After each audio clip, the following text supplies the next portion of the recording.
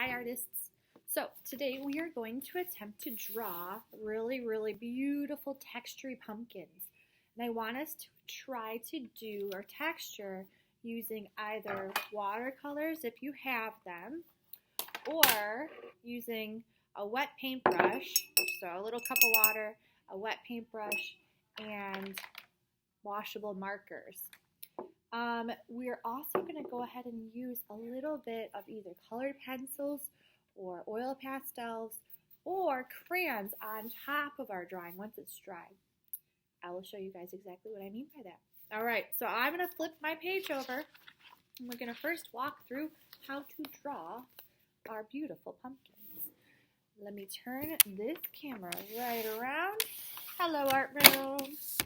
And for this particular project, it really is your choice on if you want to work horizontally or vertical with your piece of paper. Now, what I'm going to be doing is I'm going to be drawing in marker, but again, I always encourage you guys, draw in pencil first. That way, if you make any mistakes, you can fix them. Okay, so first thing, I am going to determine if I'm going to have one really big pumpkin or if I'm going to have different size pumpkins. In this case, I think I'll do 2 pumpkins. So, best way to start is by having 2 dots like this, top and bottom. That determines the height of my pumpkin.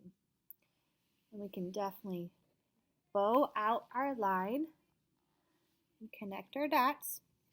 And that's going to be one section. And so from the top, we can connect as many of these ridges on our pumpkin as we would like. And then eventually we're also going to do a stem for the pumpkin as well. Now remember, pumpkin stems are stumpy, they could be long, they can be curly. Here's one really cute pumpkin. Alright, I think I'm going to draw another one over here, a little closer to us. So 2 dots once again. And this one's going to be like a tall, skinny pumpkin. And then keep going this way and just connecting the dots. It's kind of like you have a bit of a rainbow and then you have it come down to the bottom.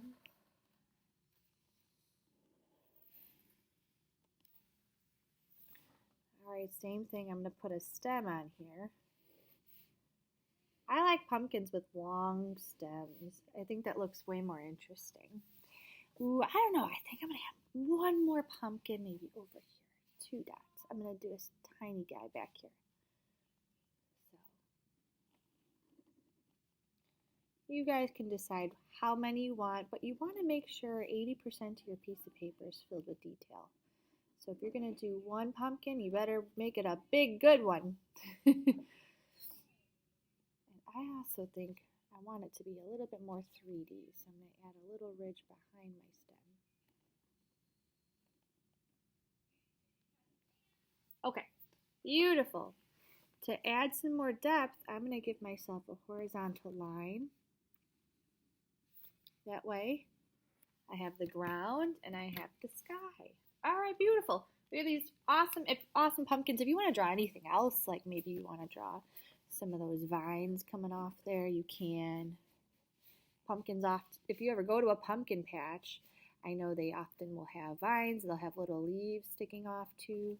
You guys can add anything you want. Pumpkins aren't always smooth either. I love when they have little imperfections and little like warts and nicks and whatever. So that's kind of the texture we're going to try to go for if we can. And we're going to create that with either our marker. So I'm going to pull a couple of colors. If you guys just have basic Crayola colors, that's totally fine. If you have a variety of colors, awesome. I have a couple different kinds of oranges. I actually think yellow will work really well. And I'm going to add a little brown on my pumpkin too. So in this case, oftentimes pumpkins are orange. They're not always orange, but we're going to stay pretty traditional. And you just need to kind of stay within the lines of your pumpkin, but your painting doesn't have to be super perfect.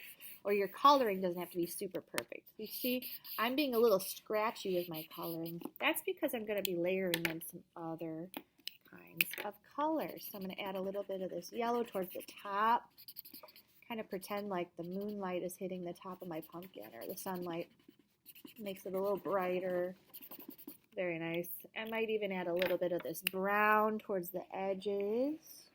And this is when it looks so cool, and I add my wet paintbrush, and it makes it look really great.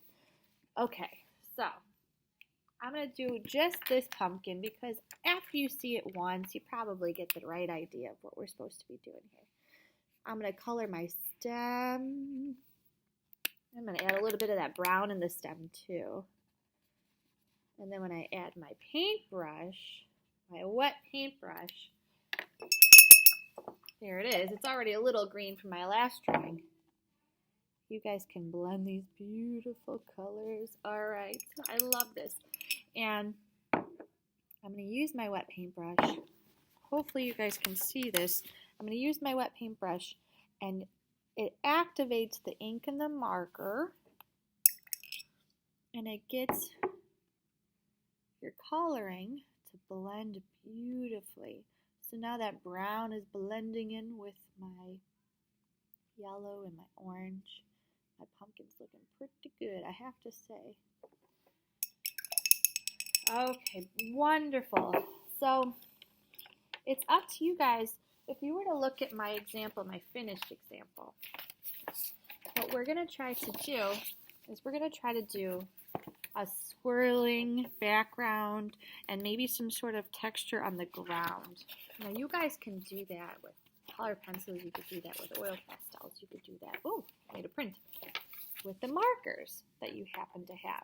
So if I'm going to make my ground have a texture, I want to do something like this all over. Come up with a pattern that you guys can do. If you're tired of using those your markers, of course you could do it with crayon, and it looks really, really cool actually if you can paint over it.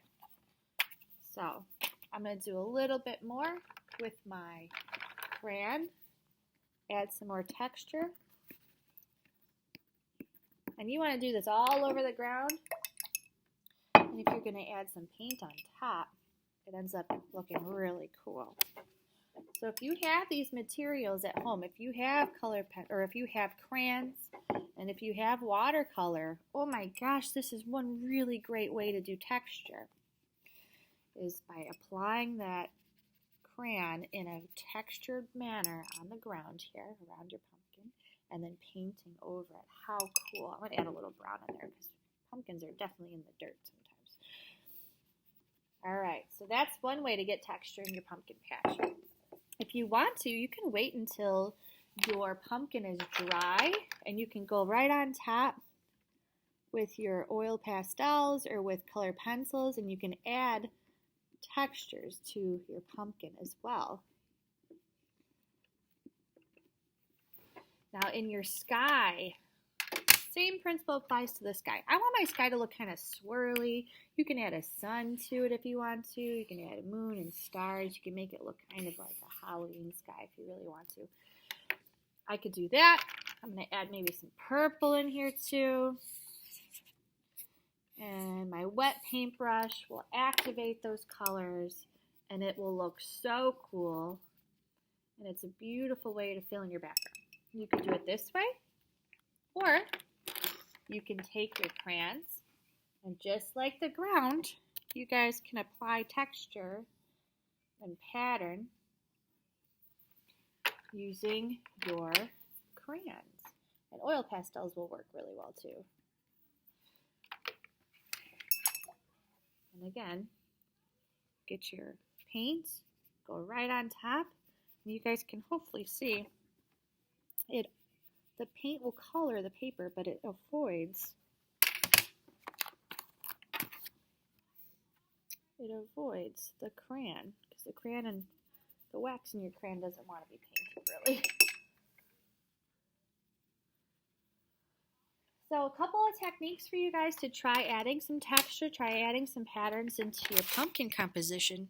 A lot of it is based on whatever supplies you guys happen to have at home. Remember, you guys can create a cool texture just using marker and a wet paintbrush. You can let things dry and you can draw right on top of your dry pumpkin. You can also do it with crayon and watercolor. It's your choice, but see if you guys can create a textured pumpkin patch for me and post what you've created on Seesaw. I look forward to seeing your beautiful work.